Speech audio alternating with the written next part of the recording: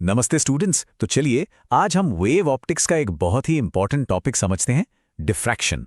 देखिए, फिजिक्स को समझने के लिए ये कॉन्सेप्ट बहुत जरूरी है और मैं प्रॉमिस करता हूं इस छोटी सी क्लास के बाद ये आपको हमेशा के लिए एकदम सिंपल शब्दों में याद रह जाएगा। Let's start. चलिए शुरू करते हैं एक बिल्कुल सिंपल से सवाल से। आप सब ने एक्सपीरियंस किया होगा जब हम रात में किसी दूर की लाइट को आंखें थोड़ी सी बंद करके देखते हैं, मतलब सिकोड़ कर, तो वो लाइट थोड़ी फैली हुई सी क्यों दिखती है? सोचा है कभी?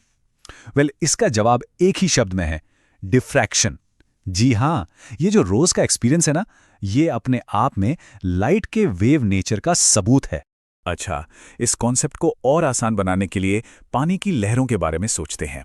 इमेजिन करिए कि समंदर की लहरें आ रही हैं और जब ये लहरें किसी बंदरगाह के छोटे से गेट से गुजरती हैं तो क्या होता है? वो सीधे जाने के बजाय गेट के कोनों से मुड़ जाती हैं और अंदर की तरफ फैल जाती हैं। बस, लाइट बिल्कुल ऐसी ही एक वेव है।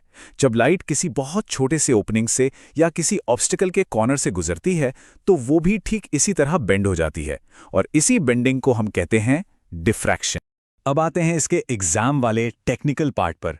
स्क्रीन पर जो पहली अंधेरी पट्टी बनती है, जिसे हम फर्स्ट डार्क फ्रिंज कहते हैं, वो आखिर कहां बनेगी?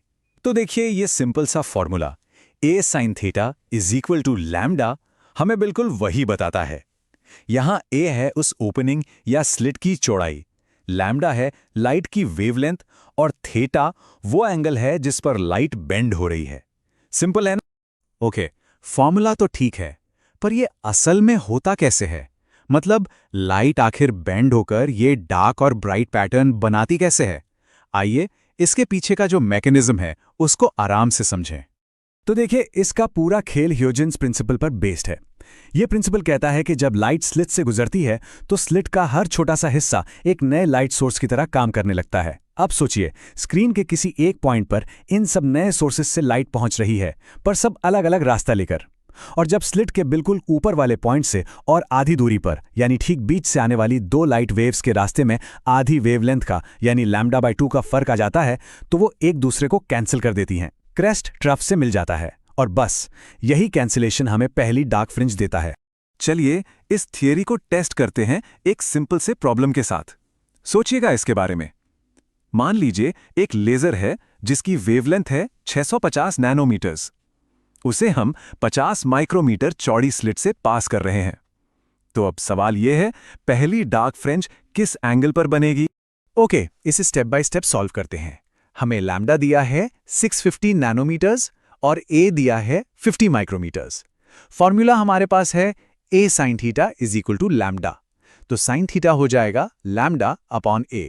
वैल्यूज डालते हैं, कैलकुलेशन के बाद हमें मिलता है 0.013। ये एंगल बहुत ही छोटा है, लगभग 0.75 डिग्रीज। इससे एक और बात समझ आती है कि हमें नॉर्मल जिंदगी में डिफ्रैक्शन इतना साफ साफ क्यों नहीं दिखता। ऐसा होने के लिए ओपनिंग का साइज लाइट की वेवलेंथ के कंपैरिजन में बहुत छोटा होना जरूरी है। चलिए अब उस सेक्शन पर आते हैं जो बहुत जरूरी है। कुछ ऐसी कॉमन गलतियां जो स्टूडेंट्स अक्सर एग्जाम्स में कर देते हैं, इनसे बचकर मार्क्स बचाए जा सकते हैं। सबसे बड़ी गलतफहमी, हमारा कॉमन सेंस कहता है कि अगर ओपनिंग छोटी है तो पैटर्न भी पतला ही बनेगा, लेकिन फिजिक्स में यह बिल्कुल उल्टा है।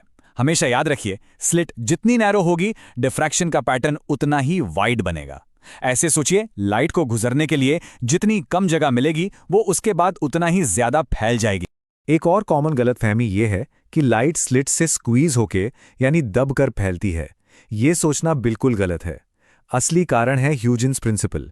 फिर से वही बात, लाइट स्क्वीज नहीं हो रही है, बल्कि स्लिट के अंदर जो अनंत छोटे छोटे लाइट सोर्सेज बन गए हैं वो आपस में इंटरफेयर करते हैं और उस इंटरफेरेंस की वजह से ये पैटर्न बनता है। तो चलिए अब डिफ्रैक्शन को इसके जुड़वा भाई यानी इंटरफेरेंस से कंपेयर करते हैं। इससे कॉन्सेप्ट और भी क्लियर हो जाएगा और फिर सारे इंपॉर्टेंट पॉइंट्स को एक बार रिवाइज करेंगे। ये टेबल एग्जाम का एक फेवरेट सवाल है।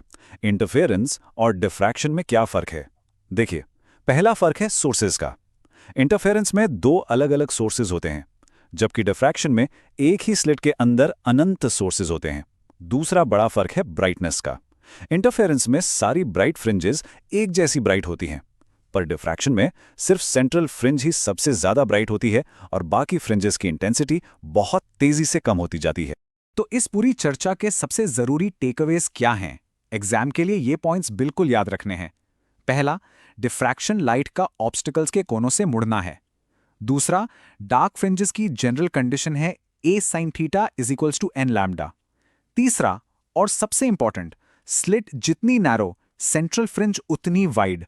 और चौथा, ये सिर्फ एक थ्योरी नहीं है। डिफ्रैक्शन हमारे बड़े से बड़े टेलीस्कोप्स की रेजोल्यूशन यानी साफ दिखाने की पावर को लिमिट करता है। इसके रियल वर्ल्ड एप्लीकेशंस हैं। और अब इस सेशन को खत्म करते हैं एक सवाल के साथ जो आगे सोचने पर मजबूर करेगा। अगर डिफ्रैक्शन ही हमारी दूर के सितारों को साफ देखने की एक नेचुरल लिमिट है, तो सोचिए जेम्स वेब टेलीस्कोप जैसे नए और एडवांस्ड इंस्ट्रूमेंट्स इस लिमिट को कैसे पार करते हैं। वो ऐसा क्या अलग करते हैं? सोचिए इसके बारे में। ये फिजिक्स को रियल वर्ल्ड टेक्नोलॉजी से जोड़ता है।